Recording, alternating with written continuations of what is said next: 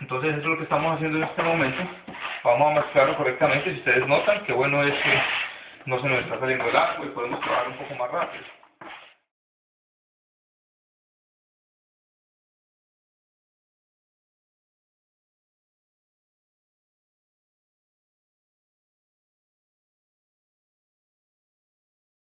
I can't speak to who came up with the initial concept, but I suspect that, the existing art building, the space was probably 25 or 30 years old.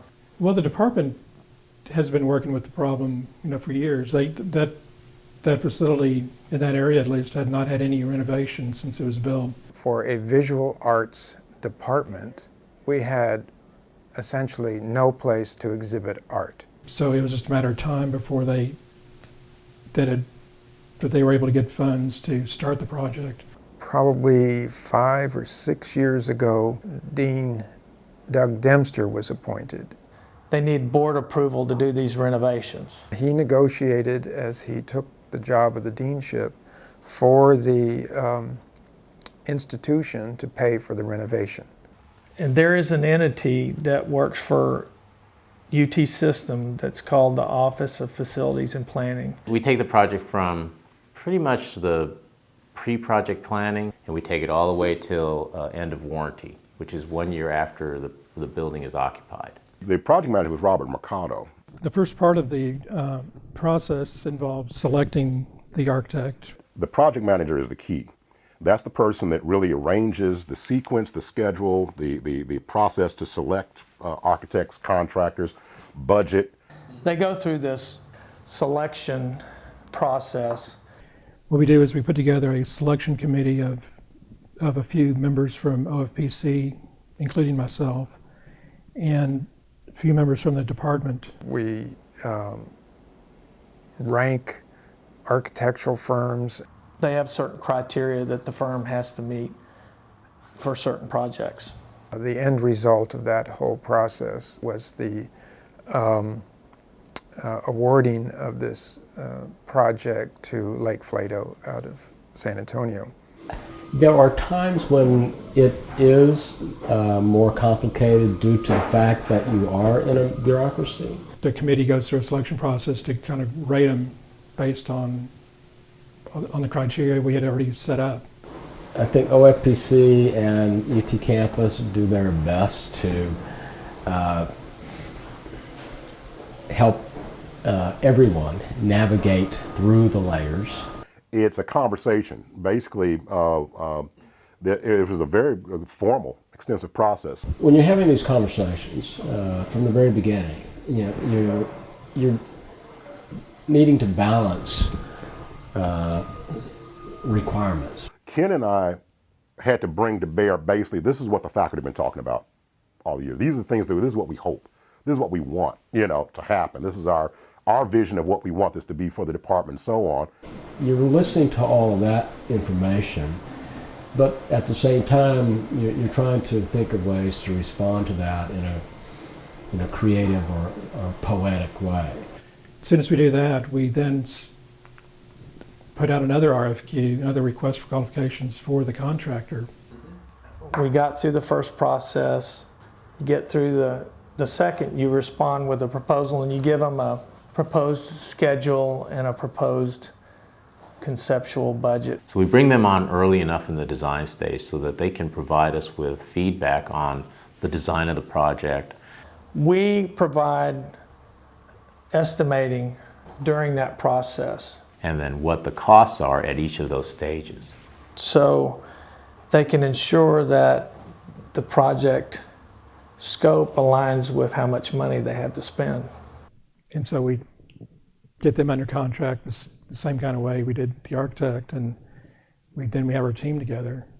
And then when construction begins, the interaction shifts and then includes to a much larger degree the contractor and through him all of his subs. The guy in charge for us is the project superintendent. Once it's on the job, on the site, it's his domain.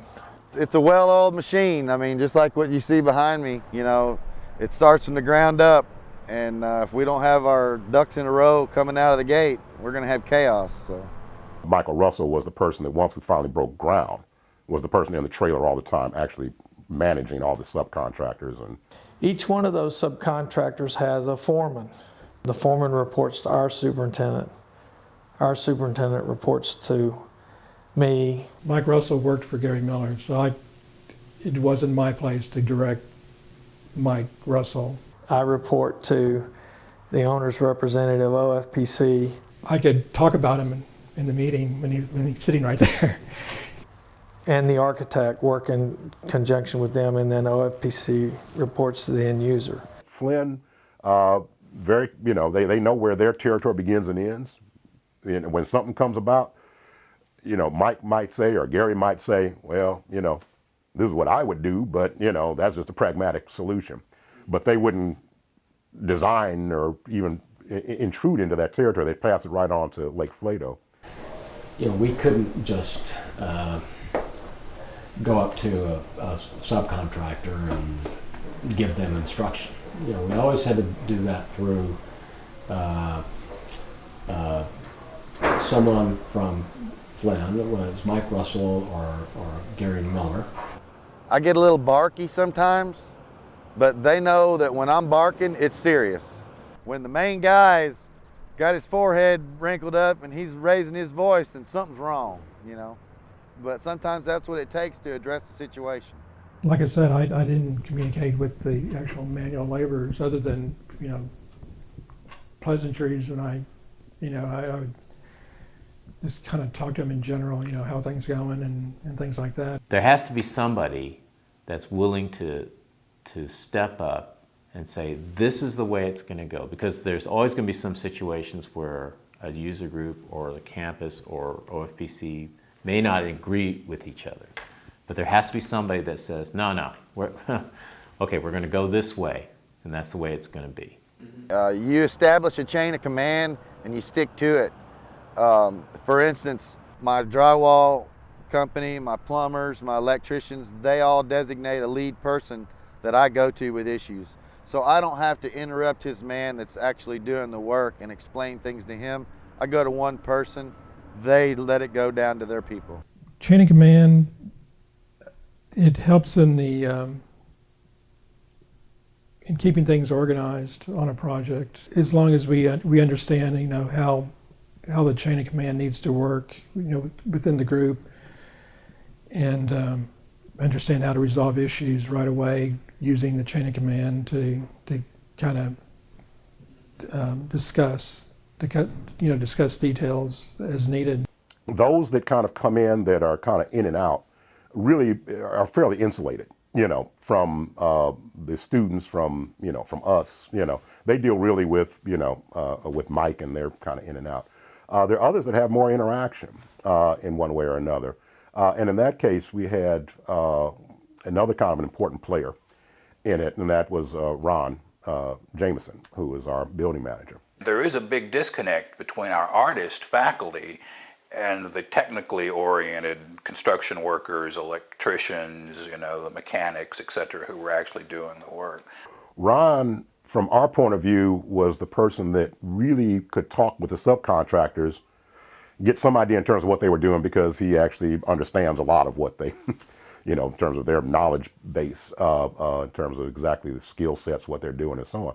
So he could have that kind of dialogue and relay that information so that he could advise me, and also he could pass on the concerns that he might glean from watching the contractors to, Mike or to others that kind of come in. So a lot of my job was to figure out what the faculty were complaining about, and then go to the construction workers and figure out what could be done, and then translate between the two groups of people.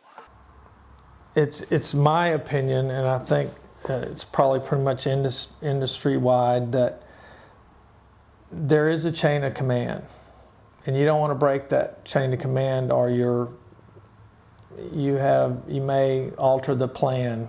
Well, in the contractor's world, I mean, it is a lot more chain of command, sort of. the way they do things. I mean, you've got a certain person who's in charge of certain area, and like the superintendent, for instance, would be the one who actually communicated with the laborers themselves, the actual workers, but now he would get his instructions from the people above him. You know, the architects would be the ones who plan things. I mean, it was all in the spirit of teamwork. I mean, my dealing was with Jerry Miller. He was the one who had to manage it from his side, and how he dealt with his people and personnel. They had other people on site too. You've got to follow this chain of command, or you kind of lose, the captain lose control of the ship. I don't speak Spanish, but I understand it really well. And if you speak it low and slow enough, I can catch every word. Carrying on a conversation, that's not going to happen, but I've been doing this long enough that I know how to convey to my workers what I need to have done. Porque queremos que todo el material que estamos haciendo, este compuesto, sea constante, sea uniforme. Entonces que no vayan a haber grumos o que no vayan a haber partes muy secas, porque no nos deja un buen acabado en las paredes. ¿Ya? ¿Ya? Entonces eso es lo que estamos haciendo en este momento. Vamos a mezclarlo correctamente. Si ustedes notan, qué bueno es que no se nos está saliendo el agua y podemos trabajar un poco más rápido.